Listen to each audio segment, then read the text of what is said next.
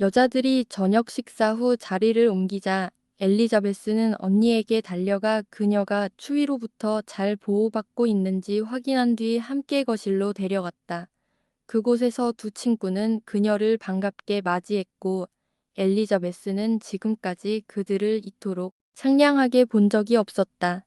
신사들이 들어오기 전까지 1시간 동안 그녀들은 무척 유쾌했다.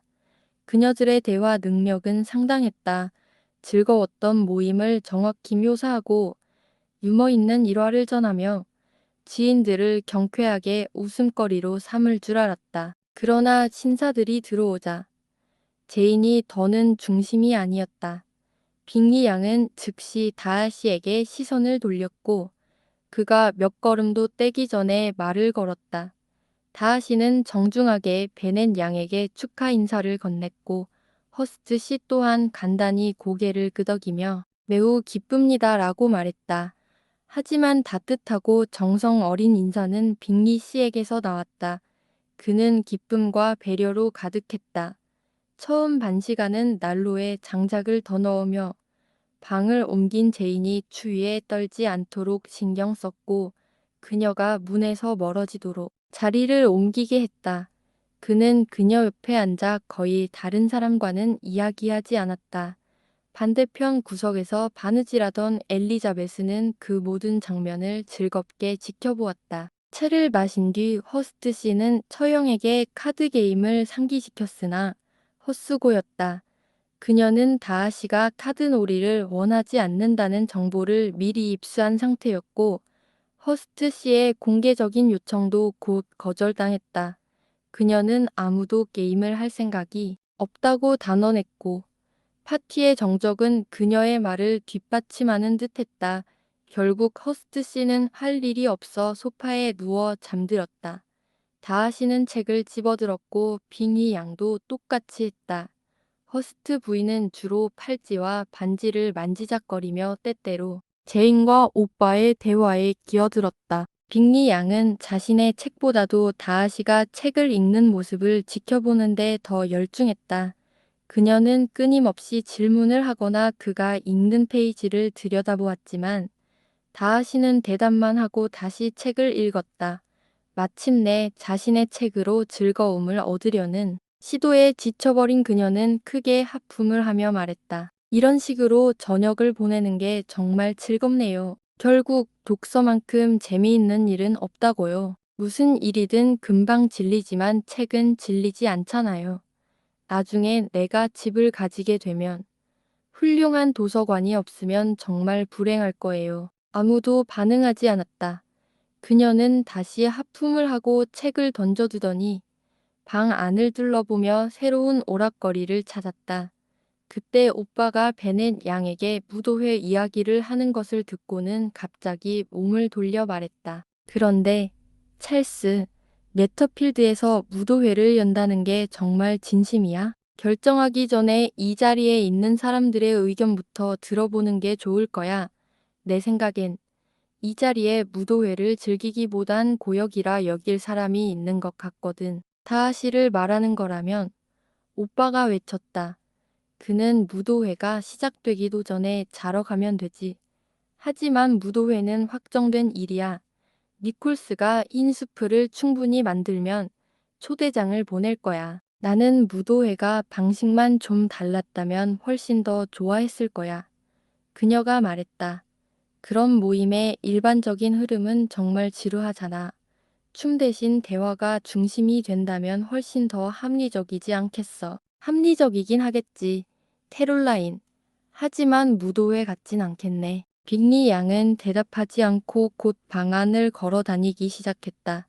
그녀의 몸매는 우아했고 걸음걸이도 좋았다. 그러나 그 모든 것이 겨냥된 다하시는 여전히 책에 몰두해 있었다. 절망에 빠진 그녀는 마지막 시도를 결심했고 엘리자베스를 향해 말했다. 엘리자베스 베넷 양, 제 말을 따라 방을 한 바퀴 도는 게 어때요? 오랫동안 같은 자세로 앉아 있었으니 기분 전환이 아주 될 거예요. 엘리자베스는 뜻밖이었지만 고가로 동의했다. 빅리 양은 그녀의 진짜 의도에서도 성공을 거두었다. 다하시 씨가 고개를 들었기 때문이다. 그도 엘리자베스만큼이나 이쪽에 갑작스러운 관심에 주의를 기울였고 무의식 중에 책을 덮었다.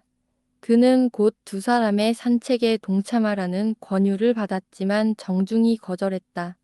그러면서 그들이 방 안을 왔다 갔다 하는 데는 단 두 가지 이유밖에 떠오르지 않는데 어떤 경우든 자신이 끼어들면 방해가 될 것이라고 덧붙였다. 무슨 뜻일까? 빅리 양은 그의 말뜻이 궁금해 견딜 수 없어 엘리자베스에게 물었다. 전혀 모르겠어요. 엘리자베스가 대답했다.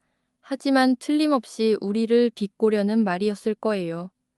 그러니 가장 좋은 방법은 묻지 않는 거예요. 그래야 실망할 테니까요. 하지만 빅리 양은 다하시 씨를 실망시키는 데에는 관심이 없었고 끝내 그의 두 가지 동기에 대한 설명을 요구했다. 기꺼이 설명해 드리지요. 그가 말문을 열자 그녀가 말을 멈췄다. 여러분이 저녁 시간을 그렇게 보내기로 한 데에는 두 가지 동기밖에 생각나지 않습니다. 하나는 서로 매우 친해서 비밀스러운 이야기를 나누고 싶기 때문이고 다른 하나는 걷는 모습이 가장 아름답게 보인다는 걸 알고 있기 때문이죠. 첫 번째라면 제가 끼어드는 건 방해일 테고 두 번째라면 이렇게 난로 옆에 앉아서 보는 게 훨씬 좋습니다. 어머, 끔찍해요. 빅리 양이 외쳤다. 이런 말은 처음 들어봤어요. 우리가 어떻게 그에게 벌을 줄 수 있을까요? 그렇게 어려운 일도 아니에요. 마음만 있다면야 엘리자베스가 말했다. 우린 누구든 괴롭힐 수도 있고 골탕도 먹일 수 있어요. 그렇게 가까운 사이잖아요. 방법쯤은 잘 알겠죠. 하지만 정말이에요. 저도 잘 몰라요. 솔직히 말해서 그와 가까워졌다고 해서 그런 걸 알게 된 건 아니에요. 침착하고 태연한 성격을 괴롭히다니요. 그건 무리죠. 그리고 웃음이라니 말도 안 돼요. 웃을 거리도 없이 억지로 웃는 건 자존심 상하잖아요. 다하시 씨는 자기 자신이나 안아줘야죠. 다하시 씨는 웃음거리가 될 수 없대요. 엘리자베스가 말했다. 그건 참 드문 특권이네요. 계속 그렇게 드물었으면 좋겠어요. 그런 사람이 많아지면 전 많이 손해를 보겠어요. 저는 웃는 걸 아주 좋아하거든요. 빅리 양은 저를 너무 과대평가하셨군요. 다하시가 말했다. 세상에서 가장 현명하고 훌륭한 사람조차, 아니 그들의 가장 훌륭한 행동조차도 인생의 첫 번째 목적이 농담인 사람에게는 우스꽝스럽게 보일 수 있어요. 물론이에요.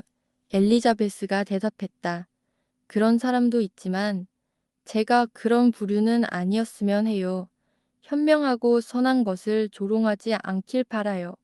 하지만 어리석음, 허튼 소리, 변덕, 앞뒤 안 맞는 행동은 확실히 저를 즐겁게 해요. 저는 그런 걸 보면 언제든 웃죠. 아마 그런 것들이야말로 당신에겐 전혀 없는 것들이겠죠. 아마 아무도 그런 것에서 완전히 자유롭진 못할 겁니다. 하지만 저는 그런 약점들을 피하려 노력해 왔어요. 그런 것들은 종종 강한 이성을 조롱거리로 만들기도 하니까요. 예를 들면 허영심과 자만심 같은 거요. 그래요. 허영심은 분명 약점이지요. 하지만 자존심은 진정한 지적, 우월함이 있는 사람에게는 언제나 잘 조절될 수 있어요. 엘리자베스는 웃음을 감추기 위해 고개를 돌렸다. 다하시 씨에 대한 관찰은 이제 끝난 건가요? 빅리 양이 물었다. 그 결과가 어떠신지 여쭤봐도 될까요? 그걸로 완전히 확신했죠. 다하시 씨에겐 아무런 결점이 없다는 거요. 본인도 거리낌 없이 그렇게 말하셨어요. 아니요. 다하시가 말했다. 저는 그런 주장한 적 없습니다. 제게도 결점은 충분히 있어요. 다만 이해력의 결함은 아니길 바랄 뿐입니다. 제 성격은 감히 자신하지 못하겠어요. 세상에 맞추기엔 너무 고집이 센 편입니다. 남의 어리석음이나 잘못을 너무 쉽게 잊지 못하고 제게 상처 준 일도 마찬가지예요. 제 감정은 누가 건드린다고 쉽게 휘둘리지 않죠. 제 성격은 어쩌면 앙심 깊다고 할 수도 있겠네요. 한번 잃은 신뢰는 영원히 되돌릴 수 없습니다. 그건 정말 결점이네요. 엘리자베스가 외쳤다. 원한을 쉽게 놓지 못하는 건 분명 인격의 그늘이지요. 하지만 결점을 아주 잘 고르셨어요. 도무지 비웃을 수가 없네요. 그 점에서는 제가 건드릴 수 없겠어요. 모든 성격에는 어떤 특정한 결함으로 향하는 경향, 즉 본성적인 약점이 하나쯤은 있다고 봐야죠. 아무리 훌륭한 교육도 그것까지는 고칠 수 없습니다. 그러니까 당신의 결함은 모든 사람을 미워하는 성향이라는 거군요. 그리고 당신의 결함은 다하시는 미소를 띠며 말했다. 일부러 사람을 오해하려 드는 거죠. 이제 음악 좀 들어보자요. 빅리 양이 외쳤다. 이 대화에 끼지 못해 지친 그녀는 목소리를 높였다. 루이사, 허스트 씨를 깨우는 것 좀 괴념치 않겠죠. 언니는 아무런 불만도 없이 고개를 끄덕였고 피아노가 열렸다. 다하시는 잠시 생각에 잠겼다가 이내 그 상황을 그리 나쁘지 않게 여겼다. 그는 점점 엘리자베스에게 너무 많은 관심을 보이는 위험을 느끼고 있었기 때문이다. 다음 날 아침, 자매들 사이에 미리 정한 약속에 따라 엘리자베스는 어머니에게 편지를 써서 그날 중으로 마차를 보내달라고 부탁했다. 하지만 베넷 부인은 달들이 다음 주 화요일까지, 그러니까 제인인 네터필드에 온 지 꼭 일주일이 될 때까지 머무를 것이라 계산하고 있었기 때문에 그보다 일찍 돌아오는 것을 달가워하지 않았다. 그래서 그녀의 답장은 적어도 엘리자베스의 바람에는 전혀 호의적이지 않았다. 엘리자베스는 빨리 집에 돌아가고 싶어 안달이었지만 베넷 부인은 그들은 화요일 전에는 마차를 쓸 수 없다고 전해왔고 덧붙이기를 빅리 씨와 그의 누이가 더 머물 것을 간청한다면 얼마든지 더 머물게 해도 좋다고 했다. 그러나 엘리자베스는 더 머무는 것에 단호히 반대했고 사실 누가 간청할 것이라 기대하지도 않았다. 오히려 그들은 너무 오래 머물러 민폐가 되는 것은 아닐까 걱정스러웠다.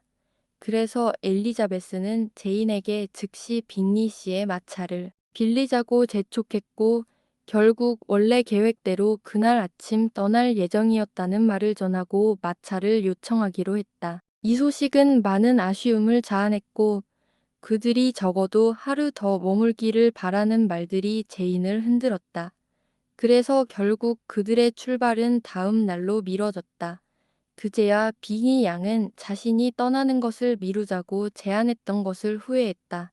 그녀는 제인에 대한 애정보다 엘리자베스에 대한 질투와 반감이 훨씬 더 컸기 때문이다. 빅리 씨는 그들이 이렇게 빨리 떠나게 된 것을 진심으로 안타까워했고 여러 번이나 제인에게 아직 몸이 충분히 회복되지 않았으니 떠나는 것은 위험하다고 설득하려 했지만 제인은 옳다고 느끼는 일에는 단호했다. 다하시에게는 이 소식이 오히려 반가웠다. 엘리자베스는 네터필드에 머문 시간이 충분히 길었다. 그녀는 그가 원치 않는 방식으로 점점 더 끌리게 만들고 있었고 빅리 양은 그녀에게 무례했으며 다시 자신에게도 평소보다 더 성가시게 굴고 있었다. 그는 이제 더 이상 엘리자베스에게 어떤 감탄의 표시도 보이지 않도록 특별히 조심하겠다고 다짐했다. 그녀가 자신의 행복에 영향을 미칠 수 있으리라는 희망을 품게 만들 여지를 주지 않기 위해서였다. 그런 생각이 그녀에게 싹 튼다면 그의 마지막 하루 동안의 태도가 그것을 확고히 하거나 완전히 무너뜨릴 수 있음을 그는 잘 알고 있었다. 그는 자신의 다짐에 충실하여 토요일 내내 엘리자베스에게 말을 건 것이 10마디도 되지 않았다. 둘이 단둘이 있게 된 시간이 30분 정도 있었지만 그는 양심적으로 책에만 몰두했고 그녀를 쳐다보지도 않았다. 그리고 일요일 아침 예배 후 거의 모두에게 반가운 이별이 이루어졌다. 빅리 양은 마지막 순간에 이르러서야 엘리자베스에게 친절해졌고 제인에 대한 애정도 급격히 증가했다. 그녀는 제인에게 롱본이나 레처필드 중 어디서든 그녀를 보게 되면 항상 기쁠 거라며 작별 인사를 했고 정답게 포옹까지 했다. 엘리자베스에게는 악수로 작별을 고했다.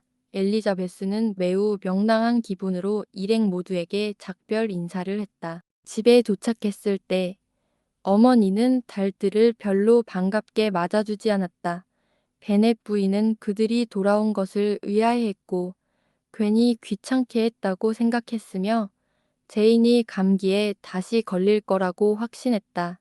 그러나 아버지는 표현은 짧고 간단했지만 사실 달들이 돌아온 것이 진심으로 기뻤다.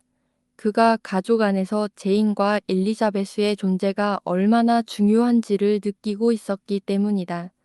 모두가 모여있는 저녁 시간의 대화는 제인과 엘리자베스가 없는 동안 활기도 줄었고 거의 모든 의미를 잃은 상태였다. 그들은 평소처럼 메리는 여전히 화성학과 인간 본성에 대한 연구에 몰두해 있었고 감탄할 새로운 발췌문과 익숙한 도덕론적 관찰을 들려주고 있었다.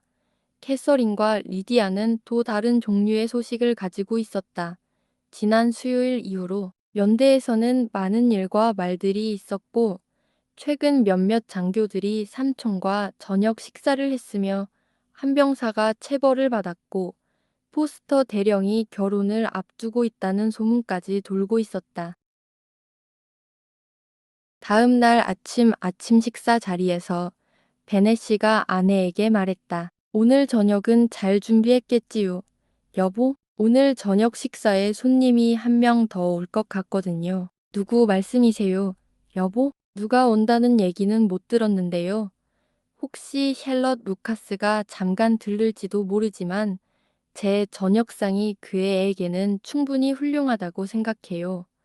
그의 집에서는 이런 음식 보기 힘들 테니까요. 내가 말하는 사람은 신사이고 낯선 사람이요. 베넷 부인의 눈이 반짝였다. 신사에다가 낯선 사람이라니. 분명 빅리 씨겠네요. 제인, 너는 왜 아무 말도 안 했니? 정말 얄미운 것. 어쨌든 빅리 씨가 온다니 너무 기쁘다. 그런데 세상에 이런 날 생선 하나도 구할 수 없다니 정말 운이 없네. 리디아, 사랑하는 딸아, 벨 좀 물려주겠니? 지금 당장 힐에게 말해야겠어. 빅리 씨가 아니요. 남편이 말했다. 내 평생 한 번도 본 적 없는 사람이지. 이 말에 온 가족이 깜짝 놀랐고 그는 아내와 5딸의 질문 세례를 한꺼번에 받으며 한참을 즐거워했다. 그들의 호기심을 충분히 즐긴 후 그는 마침내 이렇게 설명했다. 한 달쯤 전에 이 편지를 받았고 보름 전에 답장을 썼소. 다소 민감한 사안이라 조기에 대응해야 할 필요가 있다고 판단했지요. 이 편지는 내 사촌 콜린스 씨에게서 온 것이오. 내가 죽으면 그가 언제든 여러분을 이 집에서 내쫓을 수도 있어요. 아이고, 여보, 아내가 외쳤다. 그 얘기는 정말 듣기 싫어요. 제발 그 끔찍한 사람 얘기는 하지 마세요. 자기 자식들에게도 물려주지 못하는 재산이라니 이보다 더 억울한 일이 어디 있겠어요. 나라면 진작 어떻게든 해결했을 거예요. 제인과 엘리자베스는 그녀에게 상속 제한 조항 엔테일의 개념을 설명하려 했지만 그것은 이미 여러 차례 시도했던 일이었고 베넷 부인은 그런 합리적인 설명으로는 전혀 납득되지 않았다. 그녀는 5딸을 둔 가정에서 아무런 관계도 없는 남자에게 재산이 넘어가는 일이 얼마나 잔인한지에 대해 계속해서 격하게 불평했다. 정말 불공평한 일이긴 하지요. 베넷 씨가 말했다. 롱본을 물려받는다는 죄에서 콜린스 씨를 면해줄 수 있는 건 아무것도 없어요. 하지만 그가 쓴 편지를 들어보면 표현 방식만큼은 마음이 조금 누그러질 수도 있어요. 아니에요. 난 절대 그런 거에 마음 누그러질 일 없어요. 그리고 그가 당신한테 편지를 썼다는 것 자체가 너무 건방지잖아요. 위선적이기도 하고요. 난 그렇게 겉으로만 친한 척하는 사람 정말 싫어요. 왜 자기 아버지처럼 계속 다투는 게 더 낫지 않았을까요? 실제로 그런 부분에서 양심의 가책은 느꼈던 것 같소. 직접 들어보시오. 켄트주 웨스터햄 근처 헌스퍼드 10월 15일 존경하는 님께 존경하는 아버지께서 생전에 당신과 불화를 겪으신 것은 제게 늘 마음의 짐이었습니다. 아버지를 여의고 난 뒤 저는 그 간극을 메우고 싶다는 생각을 자주 했습니다. 하지만 한동안은 아버지의 뜻을 거스르는 일이 아닐까 하는 염려에 망설이고 있었습니다. 늘 당신과 등을 지는 것을 기쁘게 여기셨던 분이었으니까요. 여보, 여기 좀 보세요. 하지만 이제는 제 마음이 정해졌습니다. 부활절에 서품을 받고 난 뒤 다행히도 고 루이스 드 부르경의 미망인이신 캐서린 드 부르경부인의 후원을 받게 되었고 그분의 은혜로 이 본당의 귀한 사제로 임명되었습니다. 이곳에서 저는 그녀의 귀하신 뜻에 감사하며 정중히 섬기고 영국 성공회의 의식과 예식을 언제든 성실히 집행할 것을 다짐합니다. 또한 성직자로서 제 영향이 미치는 모든 가정의 평화를 증진하고 확립하는 것이 저의 의무라 생각합니다. 그런 의미에서 이번 저의 화해의 제안은 칭찬받을 만한 일이라 믿습니다. 그리고 제가 옹본 재산의 상속 예정자라는 사실도 너그러이 이해해 주시리라 기대합니다.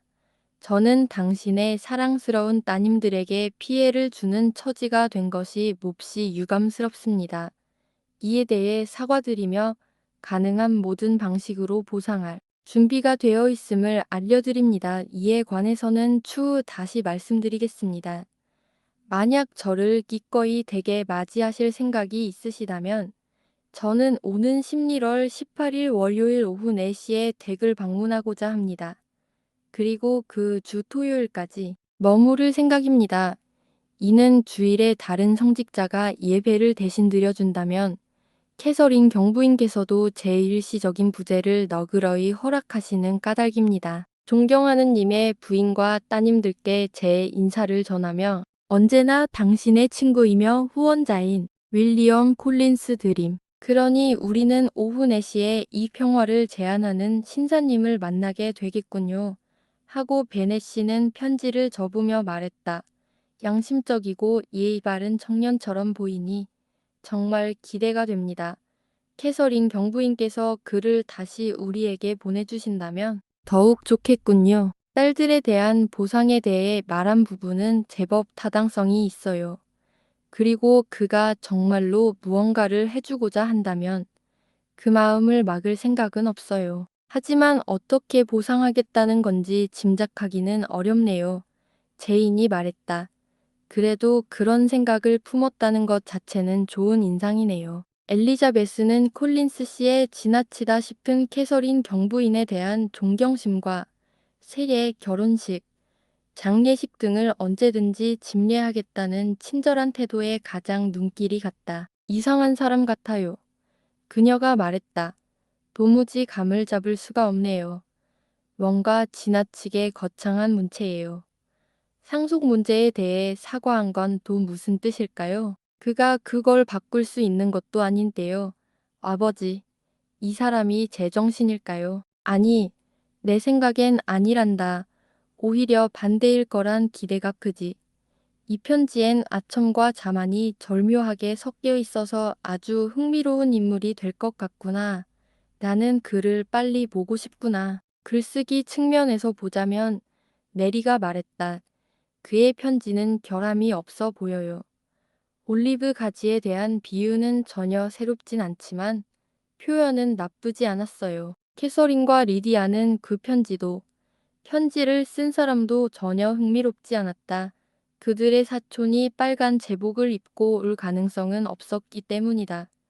그리고 빨간 제복을 입은 남자의 관심을 받은 지도 벌써 몇 주나 지났던 것이다. 베넷 부인은 콜린스 씨의 편지를 읽고 나서 그에 대한 반감이 많이 누그러졌고 그를 맞이할 준비를 하면서 남편과 딸들조차 놀랄 만큼 차분한 모습을 보였다. 콜린스 씨는 약속한 시간에 정확히 도착했고 온 가족은 정중하게 그를 맞이했다. 베넷 씨는 별다른 말을 하지 않았지만 부인과 딸들은 대화에 적극적이었고 콜린스 씨 역시 말이 부족한 사람도 말문이 막히는 사람도 아니었다. 그는 25살쯤 된 키 크고 육중한 체격의 청년으로 표정은 근엄하고 태도는 매우 점잖았다. 자리에 앉은 지 얼마 되지 않아 그는 베넷 부인에게 아름다운 딸들을 두었다고 칭찬했고 그들의 미모에 대해 이미 많이 들었지만 실제로는 소문보다 훨씬 더 뛰어나다고 덧붙였다. 또한 그녀의 딸들이 머지않아 모두 좋은 결혼을 하게 될 것이라 믿는다고 말했다. 이러한 말은 몇몇 이들의 취향에는 맞지 않았지만 칭찬이라면 언제든 환영하는 베넷 부인은 곧장 이렇게 대답했다. 아유, 친절한 말씀이세요. 정말 감사해요. 말씀처럼 되길 진심으로 바란답니다.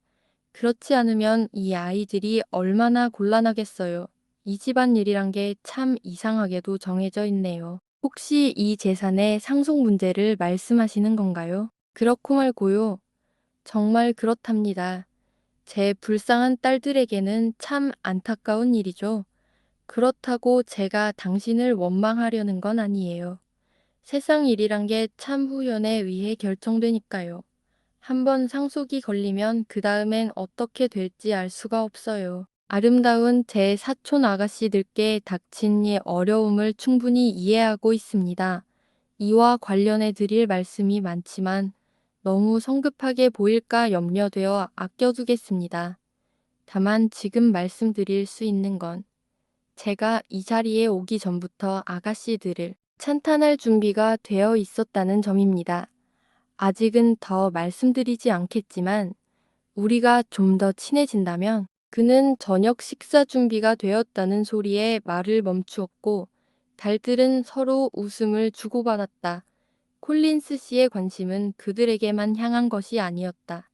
그는 복도, 식당, 가구 하나하나까지 꼼꼼히 살펴보며 칭찬을 아끼지 않았다. 그의 극찬은 베넷 부인의 마음을 움직일 수도 있었지만 그가 이 집을 장차 자기 소유로 여기는 듯한 뉘앙스를 느끼게 되어 불쾌함이 앞섰다. 식사 또한 극찬을 받았고 그는 이 훌륭한 요리 솜씨가 어느 아저씨의 것인지 묻기까지 했다. 하지만 이에 대해 베넷 부인은 다소 날카롭게 자신들은 훌륭한 요리사를 둘 여유가 충분하며 달들은 부엌 일과는 무관하다고 잘라 말했다. 그는 그녀를 불쾌하게 한 것 같아 정중히 사과했다. 부인은 목소리를 누그러뜨려 불쾌하지 않았다고 말했지만 콜린스 씨는 약 15분 동안이나 계속해서 사과를 이어갔다. 저녁 식사 동안 베넷 씨는 거의 말을 하지 않았다. 그러나 하인들이 물러난 뒤 그는 이제 손님과 대화를 나눌 때가 되었다고 생각하고 상대가 빛을 발할 만한 주제를 꺼냈다. 그는 콜린스 씨에게 후원자인 캐서린드 버그 부인과의 인연이 매우 행운이라며 그녀가 그의 바람을 얼마나 배려해주고 편의를 얼마나 고려해주는지가 인상 깊다고 언급했다. 이보다 더 적절한 주제는 없었다. 콜린스 씨는 그녀에 대한 찬사로 입심을 발휘했다.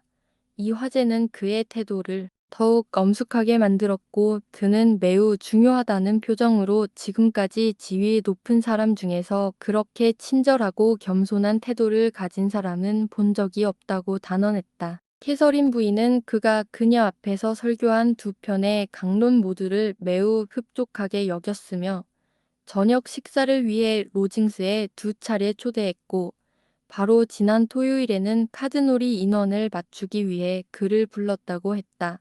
많은 사람들이 캐서린 부인을 거만하다고 생각하지만 그는 그녀에게서 오직 친절함만을 경험했다고 강조했다. 그녀는 늘 그를 다른 신사처럼 대해주었고 지역 사회 활동에 참여하거나 친척들을 만나기 위해 가끔 본인의 교구를 비우는 것에도 전혀 불만이 없었다. 심지어 그녀는 그에게 조속히 결혼하라고 조언하기도 했으며 그의 소박한 사제관을 방문하여 그가 진행한 여러 수리를 모두 칭찬했고 위층 옷장 안에 선반을 달라는 제안까지 해줄 정도였다. 정말 예의 바르고 친절하신 분이네요. 베넷 부인이 말했다. 아마도 무척 매력적인 여인일 거예요. 다른 귀부인들도 저런 분처럼만 된다면 좋을 텐데요. 그분은 댁과 가까이 사시나요? 제 소박한 집이 자리한 정원과 로징스 파크, 즉 캐서린 부인의 저택은 오직 하나의 길만을 사이에 두고 있습니다. 그 부인은 과부라고 하셨죠? 자녀가 있나요? 딸이 하나 있습니다. 로징스와 넓은 재산의 상속녀입니다. 아, 그럼 다른 많은 아가씨들보다 형편이 훨씬 낫겠네요. 베넷 부인이 고개를 끄덕이며 말했다. 그 아가씨는 어떤 사람인가요? 예쁜가요? 정말로 매력적인 아가씨입니다. 캐서린 부인께서는 진정한 미의 관점에서 미스 드 버그가 다른 어떤 여성보다도 훨씬 뛰어나다고 말씀하십니다. 고귀한 출신임을 느끼게 하는 특징이 얼굴에 드러난다면서요.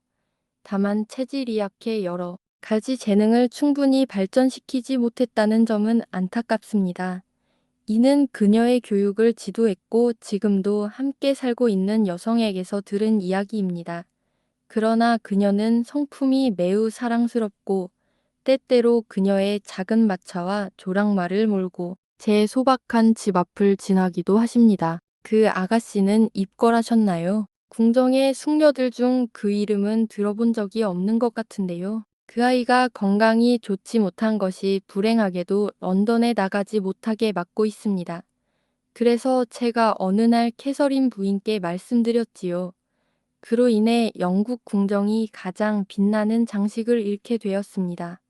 부인께서는 이 말에 흡족해하시는 듯했습니다.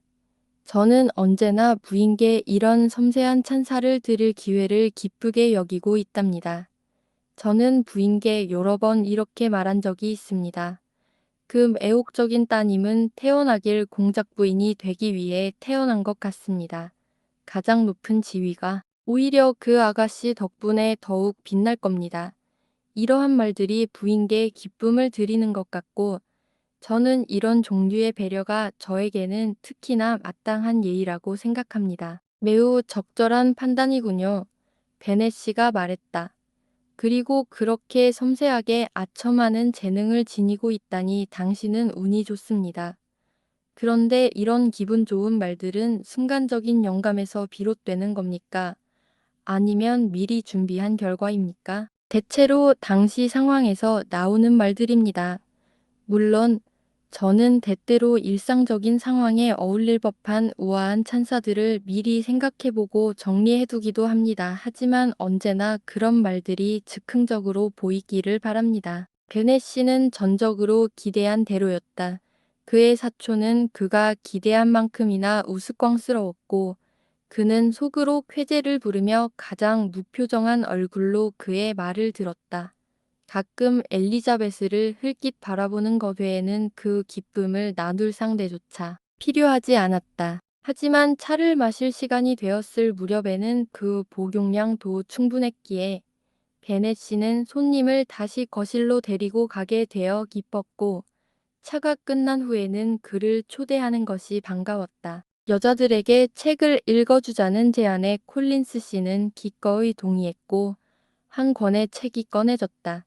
그러나 그것이 순환 도서관에서 빌려온 책이라는 것이 분명하자 그는 깜짝 놀라며 물러섰고 사과하면서 자신은 소설은 절대 읽지 않는다고 못 박았다. 키티는 그를 멍하니 바라보았고 리디아는 소리쳤다. 다른 책들이 꺼내졌고 잠시 고민한 끝에 그는 포다이스의 설교집을 선택했다. 그가 책장을 펼치자 리디아는 하품을 터뜨렸고 단조롭고 엄숙한 어조로 새 쪽도 채 읽기 전에 그녀가 끼어들었다. 엄마, 아세요? 필립스 외삼촌이 이 처들을 내보내실 거래요. 그러면 포스터 대령님이 그 사람을 고용할 거래요. 이 얘기 이모가 토요일에 직접 했어요. 내일 메리턴에 가서 더 자세히 듣고 데니 씨가 언제 런던에서 돌아오는지도 물어볼 거예요. 리디아는 두 언니에게 조용히 하라는 말을 들었지만 콜린스 씨는 크게 불쾌해하며 책을 덮고 말했다. 저는 젊은 아가씨들이 진지한 성격의 책에는 거의 흥미를 느끼지 못하는 것을 자주 목격해왔습니다. 이 책들은 전적으로 그들의 유익을 위해 쓰인 것인데도 말입니다. 이는 저로선 이해할 수 없는 일입니다. 확실히 가장 유익한 것은 가르침일 텐데요. 더 이상 제 어린 사촌을 괴롭히지는 않겠습니다. 그러고는 베네시 쪽으로 몸을 돌리며 백개먼 게임 상대를 자청했다. 베네시는 그 제안을 받아들이며 딸들이나 즐기는 시시한 오락에서 빠지는 것이 현명한 판단이라고 덧붙였다. 베넷 부인과 딸들은 리디아의 방해에 대해 공손히 사과했고 그가 책을 다시 읽어준다면 더는 그런 일이 없도록 하겠다고 약속했다. 그러나 콜린스 씨는 리디아에게 개인적인 악의는 전혀 없으며 그녀의 행동을 결코 무례한 것으로 여기지 않는다고 말한 뒤 베넷 씨와 함께 다른 탁자로 자리를 옮겨 백개먼 게임을 준비했다. 콜린스 씨는 현명한 사람이 아니었고 그의 자연적인 결함은 교육이나 사회적 환경에 의해서도 거의 보완되지 않았다. 그의 대부분의 삶은 무식하고 인색한 아버지 아래에서 보내졌으며 대학에 다녔지만 필요한 학기를 채운 것 외에는 유용한 인간관계를 형성하지 못했다. 그의 아버지가 그를 키운 방식은 원래 그에게 매우 겸손한 태도를 심어주었으나 이제는 은둔 생활과 예상치 못한 초기의 성공으로 인한 자만심이 그 태도를 상쇄하고 있었다. 우연히도 헌스포드의 목사가 공석이 되었을 때 그는 캐서린 드 보르그 부인에게 추천을 받았고 그녀의 높은 지위와 후원자로서의 존경심이 자신에 대한 매우 좋은 의견, 성직자로서의 권위, 그리고 목사로서의 자격과 결합하여 그를 자만과 아첨, 자기, 중요감과 겸손이 혼합된 인물로 만들었다. 이제 그는 좋은 집과 충분한 수입을 갖게 되었고 결혼할 생각을 했다. 롱봉 가문과 화해를 추구하는 과정에서 그는 아내를 구상했는데 그가 생각하는 바에 따르면 달들 중 그들이 일반적인 소문대로 아름답고 사랑스럽다면 그 중 한 명을 아내로 삼고자 했다. 이것이 그가 생각한 보상, 즉 아버지의 재산을 상속한 것에 대한 속죄 계획이었다.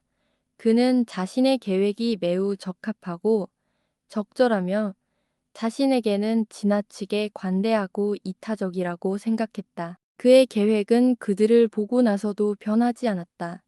제인 베넷의 아름다운 얼굴은 그의 생각을 확고히 했고 그가 생각하는 상위권에 대한 모든 엄격한 개념을 확립했다.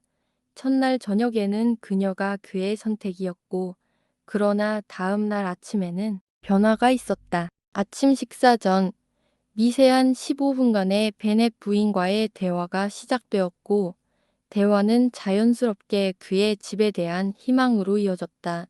이에 대해 그녀는 매우 공손한 미소와 함께 장려의 말을 했지만 바로 제인에 대해 경고했다.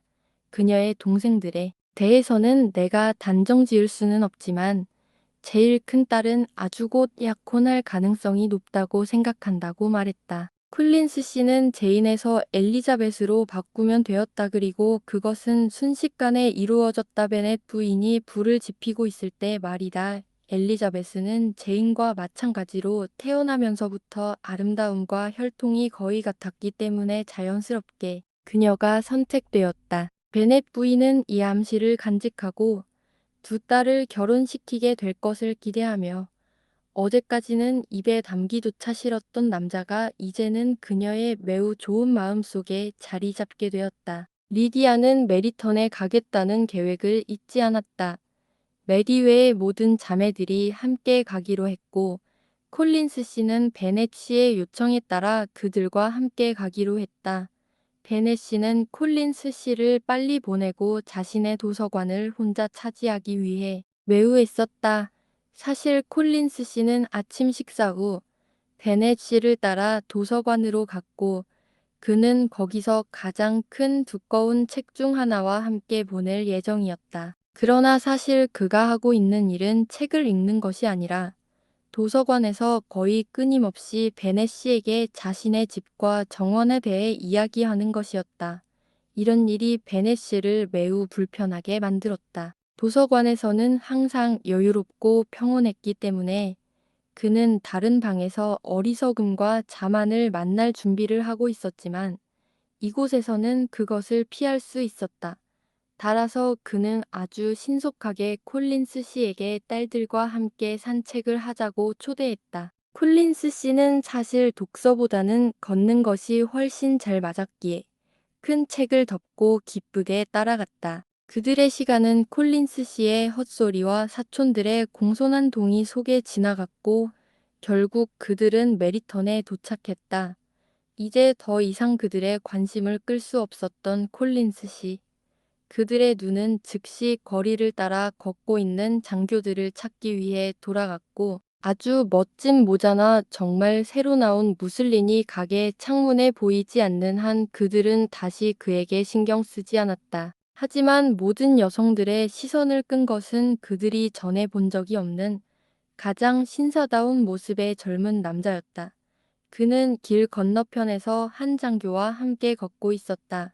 그 장교는 바로 리디아가 런던에서 돌아온 것을 물어본 데니시였고 그들이 지나갈 때 그는 인사를 했다.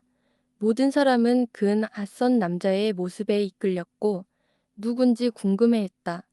그리고 키티와 리디아는 그가 누구인지 알아내기로 결심하고 길 건너편 상점에서 무엇인가 필요하다는 핑계를 대며 길을 건넜다. 다행히도 두 사람은 바로 그 지점에 도달했고 그 순간 두 남자가 돌아서면서 같은 곳에 도달했다. 댄니 씨는 그들에게 바로 다가와 그가 어제 런던에서 돌아온 친구인 위켐 씨를 소개하고자 했다. 그는 기꺼이 그가 그들의 부대에서 군사로 임명되었음을 알렸다. 이 이야기는 딱 맞았다. 왜냐하면 그 젊은 남자는 군복만 입으며 완벽하게 매력적이었기 때문이다. 그의 외모는 매우 유리하게 작용했다. 그는 아름다움의 최고 부분을 모두 갖추고 있었다. 훌륭한 얼굴, 좋은 체격, 매우 매력적인 태도. 그 속에 그의 대화는 행복할 만큼 자연스러웠고 동시에 완벽하게 올바르고 겸손했다. 그들이 여전히 서서 아주 즐겁게 대화하고 있을 때 말소리가 들렸고 다르시와 빅리가 거리를 따라 말로 내려오는 것이 보였다. 그들이 그 무리의 여성들을 식별하자 두 남자는 바로 그쪽으로 다가갔고 평소처럼 예의 있는 인사를 나누었다. 빙기는 주로 말을 했고 미스 베넷은 그가 집중하는 대상이었다. 그는 이어서 말하기를 그가 롱본으로 가는 길이었다며 그녀의 안부를 묻고자 한다고 했다. 다르시는 고개를 숙여 이를 확인했고 엘리자베스를 쳐다보지 않기로 마음먹고 있었으나 갑자기 낯선 사람을 보자 두 사람의 시선이 서로 마주쳤고 엘리자베스는 그들이 서로를 바라보는 얼굴을 보고 깜짝 놀랐다. 두 사람은 색이 변했다. 한 사람은 하얗게, 다른 사람은 빨갛게 변했다. 위켐 씨는 잠시 후 모자를 들고 인사를 했고 다르시는 이를 아주 간단히 돌려주었다. 이게 무슨 뜻일까? 그것은 상상할 수 없었다. 그것을 알기 위해서는 너무나 궁금했다. 한순간 후 빙기는 아무렇지도 않은 듯 작별 인사를 하고 친구와 함께 말을 타고 떠났다. 댄니 씨와 위켐 씨는 젊은 여성들을 필립스 씨의 집 문 앞까지 동행했으며 그곳에서 그들은 인사를 하고 떠났다. 리디아의 간절한 부탁에도 불구하고 그들은 들어가지는 않았고 심지어 필립스 부인이 거실 창문을 열고 크게 초대를 외쳤음에도 불구하고 그들은 그 초대를 거절했다. 필립스 부인은 항상 조카들을 반갑게 맞이했다. 특히 두 명의 큰딸은 최근에 자리를 비웠기 때문에 더 환영을 받았다. 그리고 그녀는 조카들이 갑자기 돌아온 것에 대해 놀라움을 표현하며 그들이 자신의 마차로 오지 않았다는 사실을 알게 된 경위를 이야기했다. 사실 그녀는 마침 길에서 존스 씨의 가게 직원이 지나가는 것을 보고 그들이 네퍼필드로 다시 보낼 물품이 없다는 이야기를 들었기 때문에 알게 되었다. 그때 제인이 콜린스를 소개하자 그는 예의 바르게 인사를 하며 다가왔다. 필립스 부인은 최고의 예의를 다해 그를 맞이했으며 콜린스는 자신이 그녀와 미리 아는 사이가 아님에도 불구하고 불쑥 찾아온 것에 사과하면서도 자신이 그녀의 인연인 젊은 아가씨들과의 관계로 인해 어쩔 수 없이 그럴 자격이 있을 것이라 생각한다고 말했다. 필립스 부인은 그의 지나친 예의에 놀라움을 금치 못했다. 하지만 그녀의 관심은 금세 다른 사람으로 향했고 그녀는 이미 조카들이 알고 있던 것밖에 말할 수 없었다. 그들이 알고 있던 대로 댄니 씨가 그를 런던에서 데려왔다고 했으며 그는 군대에서 중위직을 맡게 될 예정이라고 했다. 그녀는 1시간 동안 그가 거리를 오가며 걷는 것을 지켜봤다고 말했다.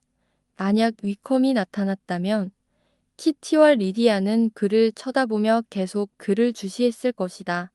하지만 불행히도 창문 밖으로 지나가는 사람들은 이제 몇몇 군인들 뿐이었고 그들은 위컴과 비교할 수 없을 만큼 어리석고 불쾌한 사람들로 보였다. 몇 명의 군인들은 그 다음날 필립스 집에서 저녁을 먹기로 되어 있었고 필립스 부인은 남편에게 위컴에게도 초대장을 전달하라고 약속했다. 만약 동본에서 온 가족들이 저녁에 함께 오면 좋겠다고 했다. 이 제안은 합의되었고 필립스 부인은 그들이 재미있고 시끌벅적한 로터리 티켓 게임을 하면서 간단한 핫서프를 먹을 것이라고 말했다. 그런 즐거운 계획이 마음을 밝게 해주었고 그들은 서로 좋은 기분으로 헤어졌다. 콜린스는 방을 떠날 때 다시 사과를 했고 그들의 끊임없는 예의로 사과가 전혀 필요 없다는 답변을 들었다. 집으로 돌아가는 길에 엘리자베스는 제인에게 두 남자 사이에서 일어난 일을 이야기했다. 하지만 제인은 두 사람이 잘못된 행동을 했다고 해도 변호할 수 있었겠지만 그녀도 그런 행동의 이유를 설명할 수는 없었다. 콜린스는 돌아오면서 필립스 부인이 보여준 예의와 매너에 감탄했다. 그는 말하기를 레이디 캐서린과 그녀의 딸을 제외하고는 필립스 부인만큼 우아한 여성을 본 적이 없다. 그녀는 나를 가장 정중하게 맞이해 주었을 뿐만 아니라 미리 알지 못했음에도 불구하고 다음 날 저녁에 초대까지 해주셨다고 했다. 그는 자신의 그들과의 관계 덕분에 그런 대접을 받은 것일 수도 있지만 여태껏 그런 대접을 받아본 적이 없다고 말했다. 젊은 이들이 이모와의 약속을 지키는데 아무런 반대도 없었고 방문 중에 벤넷 부부를 저녁 한 번쯤 혼자 두는 것에 대한 콜린스의 망설임도 단호히 거절되었기 때문에 마차는 적당한 시간에 그와 5 사촌들을 메리턴으로 데려왔다. 그리고 그들이 거실에 들어섰을 때 위검이 그들의 삼촌 초대를 받아들여 이미 집안에 있다는 소식을 듣는 기쁨을 누렸다. 이야기를 듣고 모두 자리에 앉아 콜린스는 비로소 주위를 둘러보고 감탄할 여유를 가졌다. 그는 방의 크기와 가구에 깊은 인상을 받았고 마치 로징스의 여름용 아침 식당에 와 있는 것 같다고 말했다. 그 말은 처음엔 별로 칭찬처럼 들리지 않았다. 하지만 필립스 부인일 오징스가 어떤 곳이며 그 소유주가 누구인지 그리고 콜린스로부터 캐서린 부인의 응접실 중 하나에 대한 설명을 들은 뒤 벽난로 하나에만 800파운드가 들었다는 이야기를 알게 되었을 때 그 말이 얼마나 큰 칭찬이었는지 실감했다. 그녀는 그 비교가 설령 가정부 방과의 비교였더라도 기분 나빠하지 않았을 것이다. 콜린스는 캐서린 부인과 저택의 웅장함을 묘사하면서 중간중간 자신의 겸손한 집과 그 집에 이뤄지는 개선에 대해서도 자랑했다.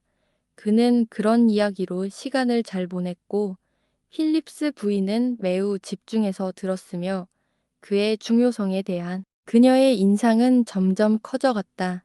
그녀는 들은 이야기를 가능한 한 빨리 이웃들에게 전할 생각을 하고 있었다. 한편 여동생들은 사촌의 말을 들을 생각이 없었고 악기가 있었으면 하고 바라거나 벽난로 위에 놓인 형편없는 도자기 모형을 살펴보는 일밖에 할 것이 없었다. 그렇게 기다리는 시간이 길게 느껴졌지만 결국 끝났고 남자들이 방에 들어왔다. 위검이 방 안으로 들어섰을 때 엘리자베스는 자신이 지금까지 그를 과하게 이상화하거나 생각한 적이 전혀 없었다는 것을 느꼈다. 서주의 장교들은 대체로 꽤 품위 있고 신사적인 사람들이었고 그들 중에서도 가장 괜찮은 이들이 이날 자리에 참석했다. 그러나 위검은 외모, 표정, 태도, 걸음걸이 등 모든 면에서 그들보다 훨씬 뛰어났다. 그들조차도 뒤따라 들어온 얼굴이 넓고 포트 와인 냄새를 풍기는 필립스 삼촌보다는 훨씬 나았지만 말이다. 위검 씨는 거의 모든 여성들의 시선이 향하는 행복한 남자였고 결국 그가 자리를 잡은 사람은 엘리자베스였으니 그녀 역시 그날 밤에 행운하였다. 그는 자리에 앉자마자 비오는 날씨와 우기일 가능성 같은 평범하기 짝이 없는 주제로 대화를 시작했지만 그의 유쾌한 말솜씨 덕분에 그런 진부하고 따분한 이야기도 흥미롭게 느껴졌다. 위검 씨와 다른 장교들 같은 매력적인 경쟁자들 사이에서 콜린스 씨는 존재감이 거의 사라졌다.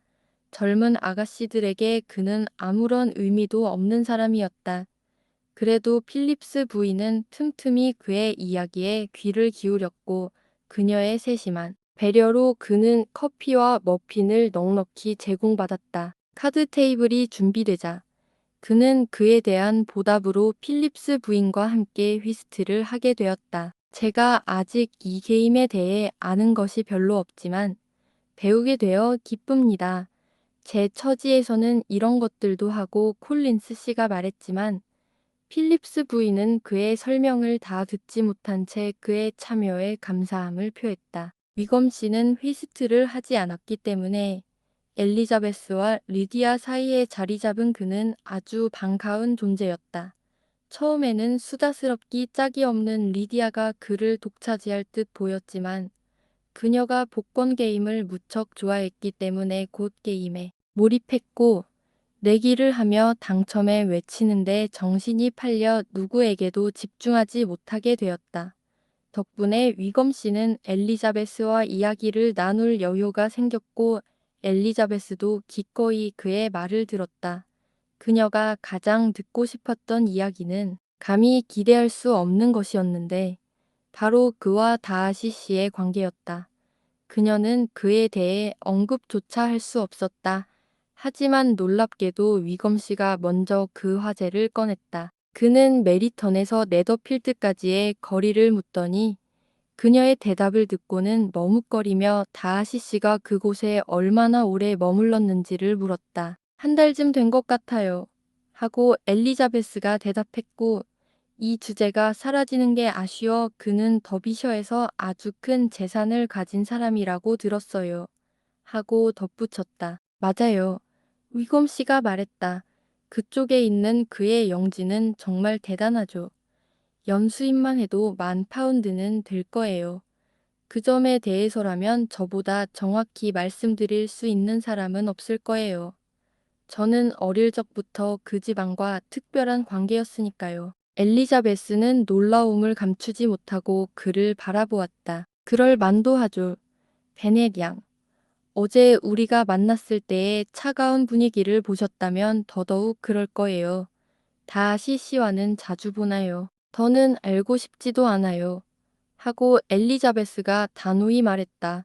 그와 같은 집에서 나흘을 보냈는데 정말 싫은 사람이에요. 제가 그가 호감 가는 사람인지 아닌지에 대해 의견을 낼 자격은 없어요. 하고 위검 씨가 말했다. 그를 너무 오래 그리고 너무 깊이 알아버려서 객관적인 판단을 할 수 없죠. 공정하게 보기엔 불가능한 사람이에요. 그래도 당신의 그에 대한 의견은 일반적으로 보면 꽤 놀라운 편일 거예요. 어쩌면 다른 데서는 그렇게 강하게 말하지 못했을 수도 있죠. 하지만 여기서는 당신 가족들과 함께 있으니 솔직히 말해서 네더필드를 제외하면 근처 어떤 집에서라도 같은 말을 할 수 있어요. 하트퍼드셔에서는 그를 좋아하는 사람이 거의 없거든요. 모두 그의 자만심에 질려 있어요.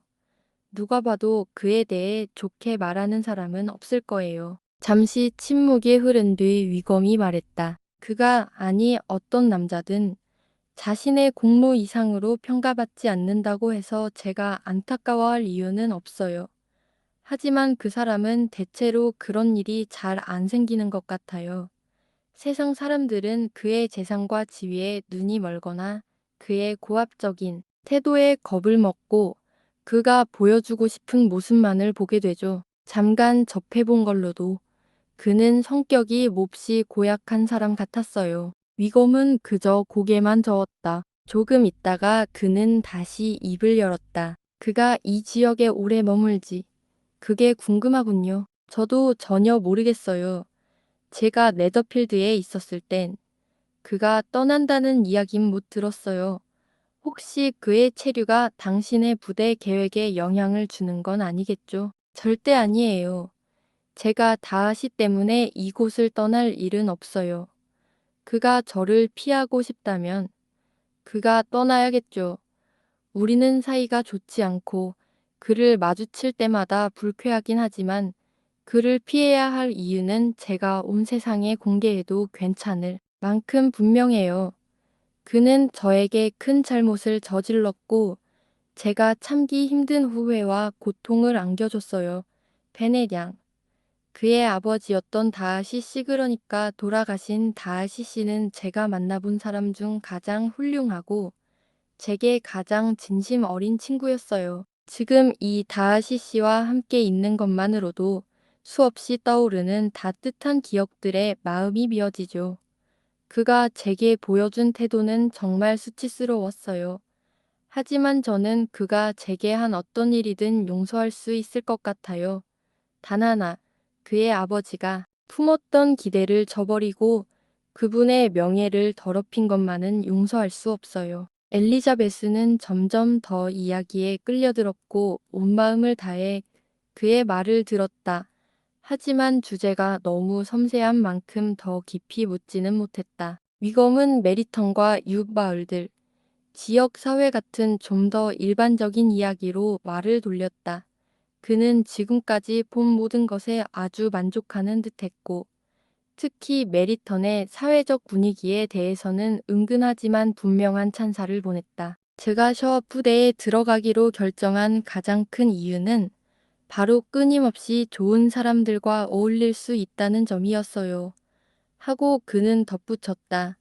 정말 존경받을 만하고 즐거운 부대라는 걸 알고 있었고, 제 친구 데니가 지금 이들이 머무는 숙소와 메리턴에서 받은 관심과 인맥에 대해 말해줘서 더 마음이 끌렸죠. 저한테 사회적 교류는 정말 중요해요.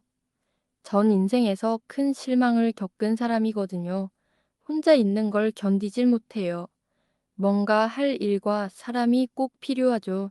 사실 군인이 되는 건 제 본래 계획이 아니었어요. 하지만 상황이 그렇게 흘러갔고 결국 이 길을 택하게 된 거죠. 원래 저는 성직자가 되었어야 했어요. 그걸 목표로 자라왔고요. 그리고 원래대로라면 지금쯤 아주 훌륭한 본당 하나를 맡고 있었을 거예요. 우리가 조금 전 이야기한 그 신사가 그렇게 약속했었으니까요. 정말이요. 네. 돌아가신 다하시 씨는 자신이 갖고 있던 가장 좋은 본당의 후임을 저에게 주겠다고 유언했어요. 그는 제 대부였고 저를 매우 아꼈죠. 그분의 친절을 어떻게 다 표현해야 할지 모르겠어요. 제게 넉넉한 삶을 보장해주고 싶어 하셨고 본인도 그렇게 했다고 믿었어요. 하지만 막상 그 자리가 비었을 때 그 본당은 다른 사람에게 넘어가고 말았죠. 세상에, 엘리자베스가 외쳤다. 그럴 수가 있나요? 유언을 무시할 수 있다니요? 법적으로 대응하지 않은 이유는요. 유산을 남긴 말의 형식에 약간의 문제가 있어서 법적인 도움은 전혀 기대할 수 없었어요. 명예로운 사람이라면 의도를 의심하지 않았을 거예요. 하지만 다하시는 그 의도를 의심하거나 그저 조건부 권고 사항으로 여긴 거죠. 그리고 제가 사치스럽고 경솔했다는 이유로 요컨대 어떤 이유든 혹은 아무 이유 없이 그 권리를 잃었다고 주장했어요. 분명한 건 그 본당 자리는 딱 제가 자격을 갖춘 나이에 비었고 결국 다른 사람에게 넘어갔다는 거예요. 또 한 가지 분명한 건 제가 그 자리를 잃을 만큼 잘못한 일이 기억나지 않는다는 점이에요. 제 성격이 다소 급하고 솔직해서 어쩌면 제가 그에 대해 혹은 그에게 직접 의견을 너무 자유롭게 말한 적이 있을지도 몰라요. 그 이상은 생각나지 않아요. 결국 우리는 아주 다른 종류의 사람이고 그는 저를 증오해요. 정말 충격적이에요. 공개적으로 망신을 당해야 마땅한 사람이에요. 언젠가 그렇게 되겠죠. 하지만 그게 제가 한 일은 아닐 거예요. 그의 아버지를 잊지 못하는 한 저는 그를 공격하거나 드러낼 수 없어요. 엘리자베스는 그의 이런 감정에 깊은 존경을 느꼈고 그가 이런 말을 할 때 더더욱 잘생겨 보인다고 생각했다. 잠시 후 그녀는 물었다. 그런데 왜요? 대체 무슨 이유로 그렇게 잔인하게 행동한 거죠? 저를 철저히, 단호하게 싫어했기 때문이죠. 그 이유는 어느 정도 질투심에서 비롯된 거라고 생각해요. 다하시 선생님께서 저를 덜 좋아하셨다면 그의 아들도 저를 좀 더 참을 수 있었겠죠. 하지만 그의 아버지가 저를 특별히 아껴주셨기 때문에 그는 아주 어릴 때부터 그걸 못 견뎌 했던 것 같아요. 그는 우리가 놓인 경쟁 관계, 그리고 종종 제게 주어진 우위를 견딜 만한 성격이 아니었어요. 다하시 씨가 이렇게까지 나쁠 거라고는 생각하지 못했어요. 물론 그를 좋아한 적은 없지만 이 정도로 악의적이고 부당하며 비인간적인 사람이라고는 상상도 못했어요. 그냥 사람들을 업신여긴다고만 생각했는데요. 몇 분간 생각에 잠겼던 엘리자베스는 다시 말했다. 그러고 보니 매더필드에서 한번 그는 자신이 원한을 절대 잊지 않는 성격이라고 절대 용서하지 않는 사람이라고 자랑처럼 말한 적이 있었어요.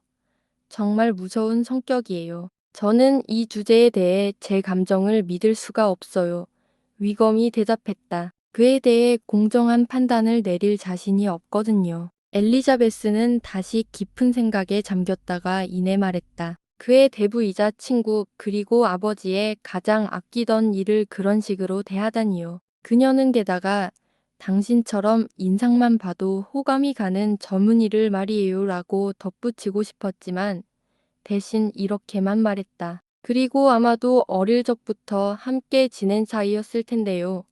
당신 말씀으로는 두 분은 아주 가까운 관계였다고 했죠. 우리는 같은 교구에서 태어났고 같은 영지 안에서 자라왔어요.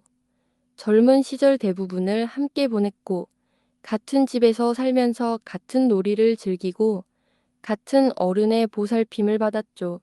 제 아버지는 당신의 외삼촌 필립스 씨가 그렇게 훌륭하게 수행하고 있는 직업에서 처음 일을 시작하셨어요. 하지만 모든 걸 내려놓고 다하시 선생님을 돕기 위해 헌신하셨고 펜벌리 영지를 돌보는 일에 평생을 바치셨어요. 다하시 선생님은 제 아버지를 깊이 신뢰하고 존경했으며 매우 가까운 친구였어요. 그분은 제 아버지의 세심한 관리 덕분에 큰 은혜를 입었다고 자주 말하셨고 아버지께서 돌아가시기 직전 저를 책임지겠다는 약속도 자발적으로 하셨어요. 저는 그 약속이 저에 대한 애정만이 아니라 제 아버지에 대한 감사의 마음에서 비롯된 것이었다고 확신해요. 정말 말도 안 돼요. 엘리자베스가 외쳤다. 그렇게 심한 자만심을 가진 사람이라면 오히려 자존심 때문에라도 정직하게 행동했어야죠. 그런 식으로 거짓되게 굴었다니 그건 정말 부끄러운 일이에요. 그렇죠. 위검이 대답했다. 그 사람의 대부분의 행동은 자존심에서 비롯돼요. 사실 자존심이 그를 덕 있는 사람처럼 보이게 한 적도 많죠. 하지만 사람은 누구나 모순된 면이 있기 마련이고 그가 제게 보인 행동은 자존심보다도 더 강한 감정에서 나온 거예요. 그처럼 끔찍한 자존심이 그에게 좋은 영향을 준 적도 있다는 건가요? 그렇다고 할 수 있어요. 그 자존심 덕에 돈을 아끼지 않고 쓰기도 했고, 손님을 환대하고, 세입자들을 돕고, 가난한 이들을 도운 적도 있어요. 그건 가문에 대한 자부심, 그리고 아버지에 대한 자존심 때문이에요. 그는 아버지를 매우 자랑스러워했어요. 펜벌리 집안의 명예를 훼손하지 않으려는 마음, 대대로 내려온 덕목을 잃지 않으려는 의식이 그에게 큰 동기를 주죠. 여동생에 대해서도 마찬가지예요. 형으로서의 자존심과 약간의 애정이 섞여서 누구보다 다정하고 세심한 보호자가 되어줬어요. 그래서 다들 그를 최고의 오빠라고들 해요. 다하시 양은 어떤 사람이에요? 그는 고개를 저었다. 호감 가는 아이라고 말할 수 있다면 좋겠네요. 다하시 집안 사람을 나쁘게 말하는 건 정말 마음 아픈 일이지만 그녀는 오빠를 너무 닮았어요. 정말, 정말 자만심이 심하죠.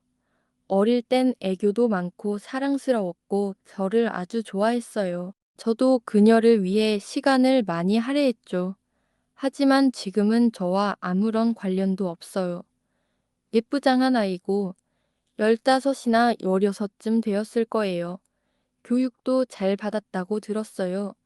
아버지가 돌아가신 이후로 런던에서 살고 있고 한부인과 함께 지내며 교육을 받고 있어요. 여러 번의 화재 전환과 침묵 끝에 엘리자베스는 결국 다시 원래의 이야기로 돌아오고 말았다. 다하시 씨가 빅리 씨와 그렇게 친하다는 게 이해가 안 돼요.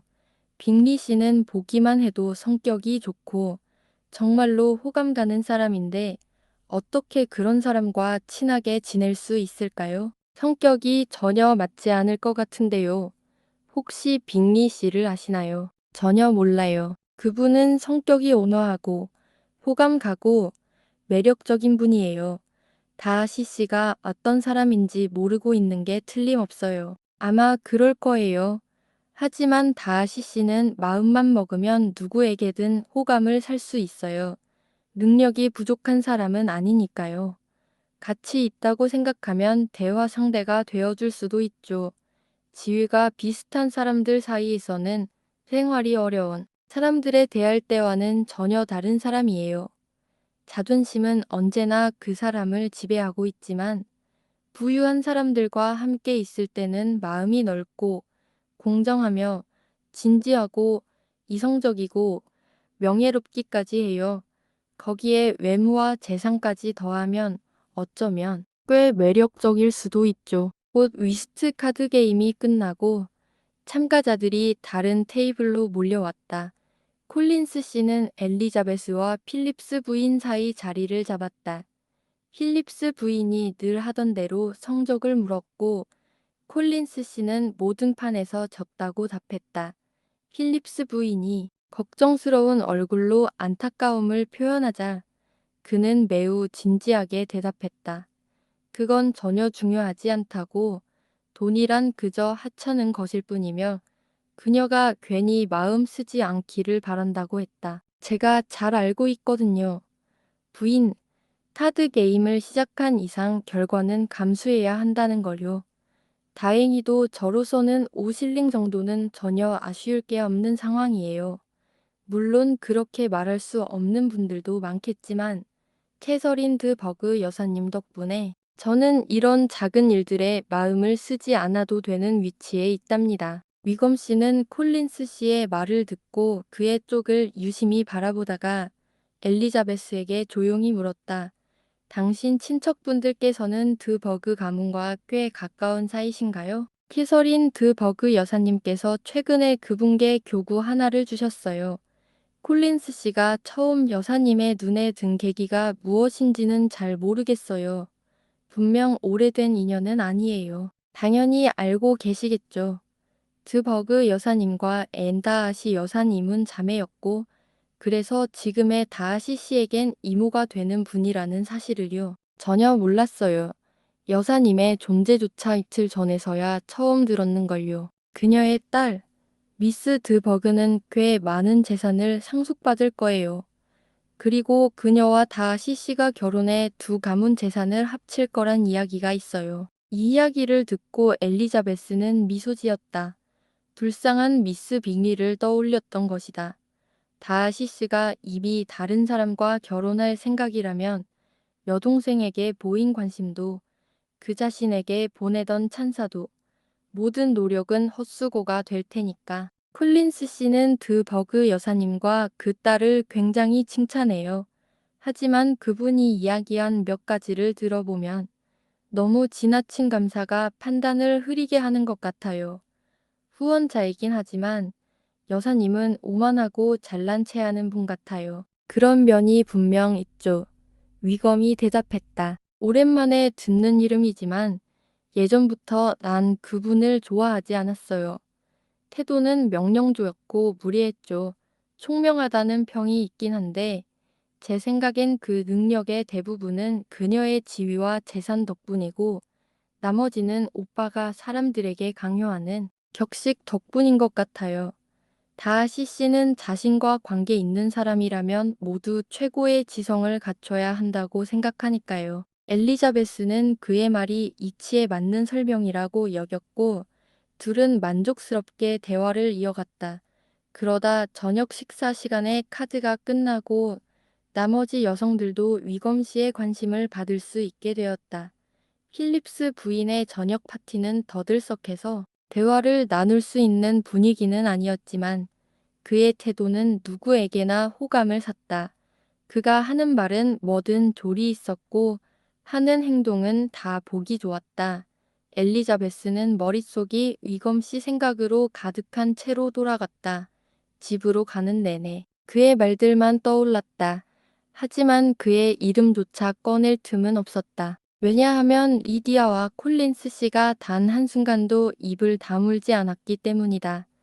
리디아는 복권 추첨과 잡았던 생선, 놓쳤던 생선에 대해 끊임없이 떠들었고 콜린스 씨는 필립스 부부의 친절에 대해 묘사하고 카드 게임의 패배는 아무렇지도 않다고 말하며 저녁상에 나온 음식을 하나하나 다 말하고 또 사촌들에게 폐를 끼친 건 아닌지 걱정하며 마차가 롱본 하우스에 도착할 때까지도 할 말이 넘쳐났다. 왜냐하면 리디아와 콜린스 씨가 단 한순간도 입을 다물지 않았기 때문이다.